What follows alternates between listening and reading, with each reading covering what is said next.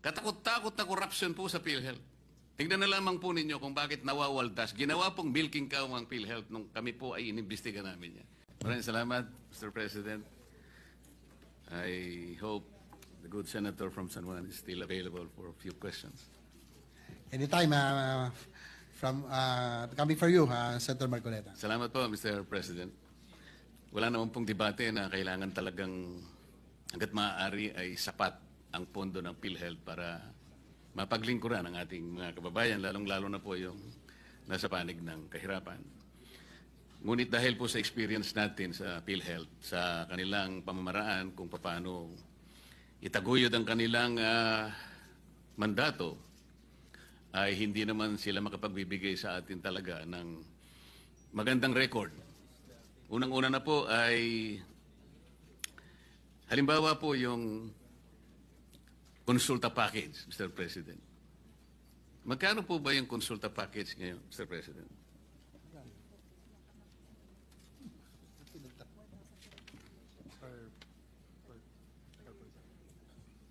Mr. President, itong konsulta package, maganda po tinanong nyo, pinalta na po nila yung pangalan, naging Yakap Caravan na. It's about 1,700 ang budget po per person, Mr. President. Magkano po, Mr. President? 1,700 pesos. Yan po yata sa konsulta package, Mr. President. Kasama pa po yata yung serbisyo ng doktor, tama po? Yes, Mr. President, kasama po yung serbisyo ng doktor, basic check-ups, no? Lab test, and yung pinaka-basic po na Kasama po yung laboratorio, Mr. President. Dapat po, kasama po, Mr. Sa President. palagay po ninyo, magkano po? 1,700. Sa 1,700 po ba, Mr. President, kasama na po yung serbisyo ng doktor, laboratorio. Magkano kaya ang matitira po para kahit sa simpleng, halimbawa, simpleng sakit na lang. Na-estimate po ba ninyo, Mr. President, na talaga namang hindi na realistic naman yung 1,700. Siguro po nung 1950 siguro, baka sakaling mataas pa po ang mataas pa po ang halaga ng piso noon. 1950 siguro, ang palitan ng dolyar siguro, baka mas mataas pa yung, baka isa 5 centimos natin noon $1 ng Amerikano, Mr. President. Hindi ko po alam. Kasi si Senador Jinggoy po, napanganak na ng 1950s. Ako po, 60s po ako Ano po, realistic po yung 1,700 na konsulta package, Mr. President? Ito bang 1,700? Does that include the professional fee of the Yes, doctors? Mr. President. Kasama yung laboratorio. Ano pa po kaya ang mabibili? Of all the doctors? Is it the Yes, standard Mr. fee? President. Kaya po, okay lang po yung masapatan po talaga. How did they derive on that figure? Baka masasagot po ng inyong butihing kapatid, Mr. President. Yes, Mr. President, sa totoo lang po na medyo, kung titignan nyo, 1,700 for the basic check-ups and lab test, including doctors, para pong ulo pa. Pero tinaas na po natin ito tinaas na po ito na, nung una po ay 1,200. So ngayon po ay 1,700. Pero sana nga po ay inaano natin ng PhilHealth na aside from the case rates at iba pa, na magtaas po sila para naman maging mas maging katotohanan. Tama po kayo. I agree with you na hindi na ho realistic. Pero kahit paano, this is the budget that was given to all. Do you have any breakdown of it?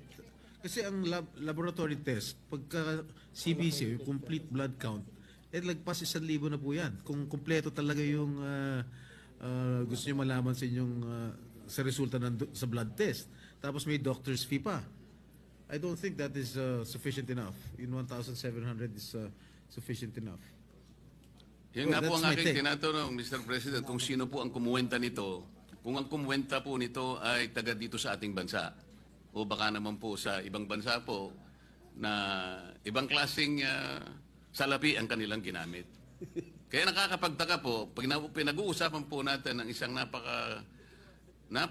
napakamahalagang pasilidad na talagang magiging sandigan po ng ating mga kababayan sa panahon ng kanilang karamdaman.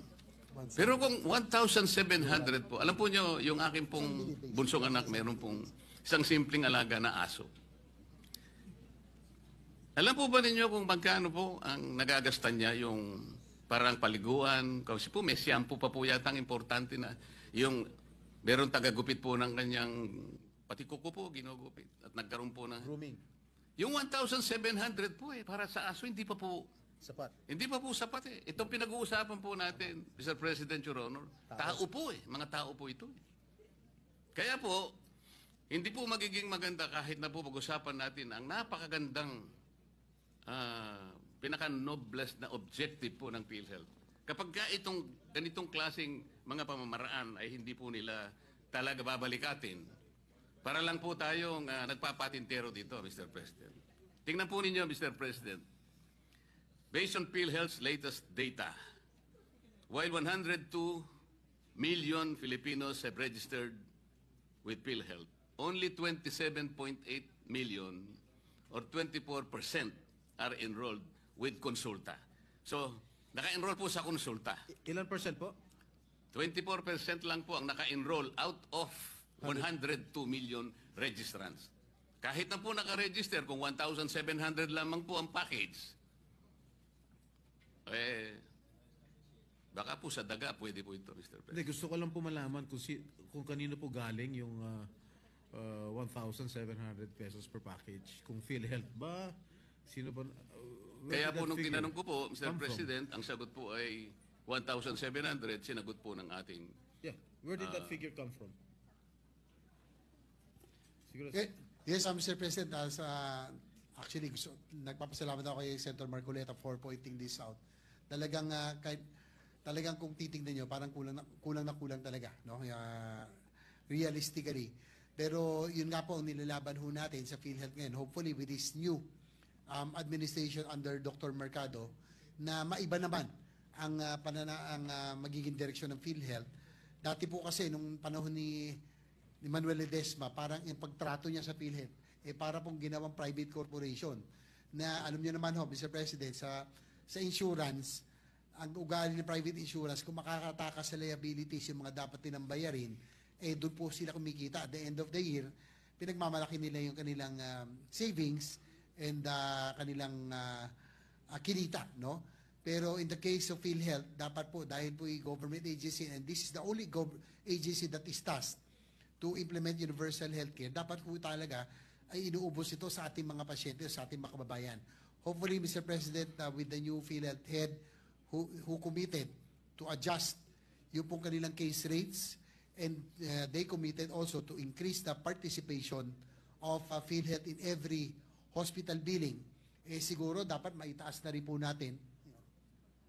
And sana na po, maitaas na rin po natin ito pong iba pang mga bagay tulad ng pong itong sa konsulta package, no, na yung 1,700. If we can only increase all of this,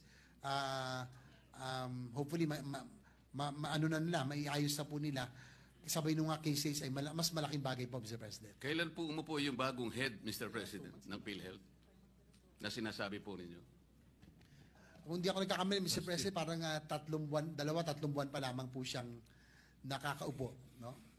Or bandang June, no? Hindi po, palagay ko, 1 taon na po siya nakakaupo mula nang palitan niya si Ledesma. Wala pa, no? For the record po. Siguro siguro March or April ho, Mr. President. Kasi nung kamakailan, nandito pa si Ginong Ledesma ng huling budget hearing na naging mainit pa nga yung ating deliberation on the floor, no? Nung nandito siya sa akin pagkakalam. Bandang Marso yata or February or March nung nakaupo si Dr. Mercado, Mr. Yeah, President. again, with the permission of Senator Marcoleta, where did those figures come from, itong 1,700? Did it come from PhilHealth? Ito sa consulta package. Yes, Sir Honor, Mr. President. That It came from PhilHealth. Alright. So makatwid, mahigit na po siyang kalahating taon na siya ang head po ng PhilHealth, Mr. President.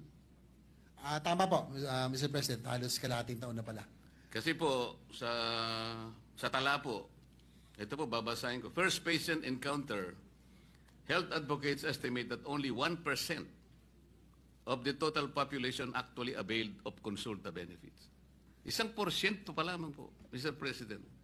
ang nakabenepisyo na po sa, ewan ko po kung paano na benefit sa 1,700. Pero 1% lang po, Mr. President. So kung 1%, ilan po yung pasyente na yun? O isa 115 million po tayo. 100,000 lang po siguro ang na-benefit. O baka hindi, mahina po tayo Out sa of the kwenta. 100 million, you mentioned earlier, 24% lang yung nag-avail ng consulta package. 100,000. Ganun po. Ganun po ang kaawa-awang kalagayan ng PhilHealth. Tayo pong lahat gustong sumuporta eh. Kung kinakailangan pong lahat na po ng kayamanan ng Pilipinas, ibigay na po natin sa PhilHealth. Ngunit kailangan po namang ito ay talagang ayusin. Para sa ganun, yung perang ibibigay, pagtitiwala sa kanila, mapakinabangan po ng nangangailangan. Yun lang naman po yung pakiusap. Halimbawa, isa pa po, Mr. President, lahat po, hindi ko naman po nilalahat ang mga healthcare institutions. Ngunit sa dami po ng bilang na talagang dinisiplinahan ng PhilHealth, halos lahat po. Kunwari po, na-admit ang isang pasyente. 2 days lang pong nag-admit. Gagawin pong 7 days o kaya 10 days. Para sa ganun po ay singilin sa PhilHealth at paghahati-hatian po yung kanilang nakulimban. Minsan naman po ang sakit ay hindi naman malala. Sipon. Gagawin pong pulmonya. Isip-isipin po ninyo yung gagawin nila. Ito pa po yung panghuli. Para naman po matapos na po ako.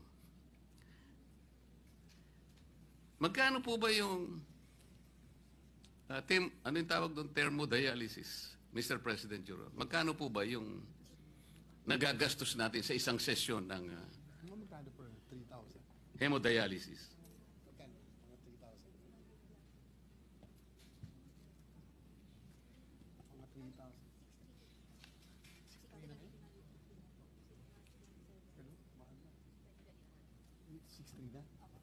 Your Honor, Mr. President, sa huli pong itong latest nasa 6,350 na per session. Per Your Honor. session? Ang Dati po nasa binabasa, 3,000 lang eh. Pero Per ngayon, session o per cycle? per session? Per session, Your Honor, Mr. President. So one day? 6,000? 6,350.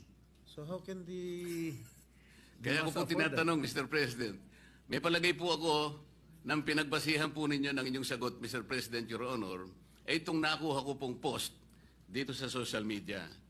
Ito babasahin ko lang po sapagkat nakuha ko lang po. Marcos Legacy. Dialysis, sagot na ni PBBM sa pamamagitan ng PhilHealth. Lahat tayo ay miyembro at kabahagi nito. Ngayon po, sabi niya, second post, BBM Youth Movement, libre na ang dialysis.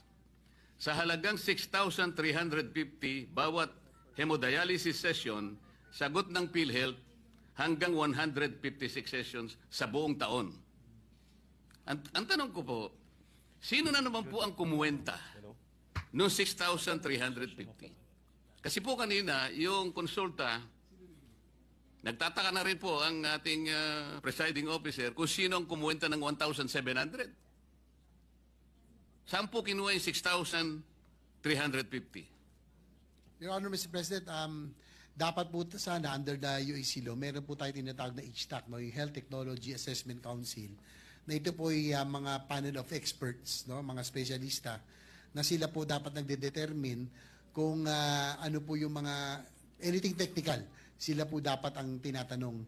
So siguro yan ang dapat natin malaman din kung sakaling magkaroon ng budget hearings o anumang hearings na nandito pong PhilHealth, kung paano po nila nakuha yung pong amount na 6,350 per session. Dahil ang pagkakaalam ko kamakailan, dati ay nasa 4,000 pesos lamang per session. So, nagulat din ako na medyo tumaas na ng 6,350 from about 4,000 pesos. Your Honor. Mr. President, kasi po, doon sa 6,000 pesos, is that a government-owned hospital or private? 6,000. Any po, Mr. President, it's a government hospital or any private hospital as long as it's PhilHealth accredited, Your Honor. Hindi, kasi I just called up my brother who is undergoing dialysis. Tinanong ko lang kung magkano yung per session. Ang sinabi niya, 10,000. Well, it's in a private hospital. ako naman po, Mr. President, nagtanong-tanong po ako, ang nakukuha ko 500 to 600 pesos. Kasi Per session. per session po. Kasi kung 156 sessions per year,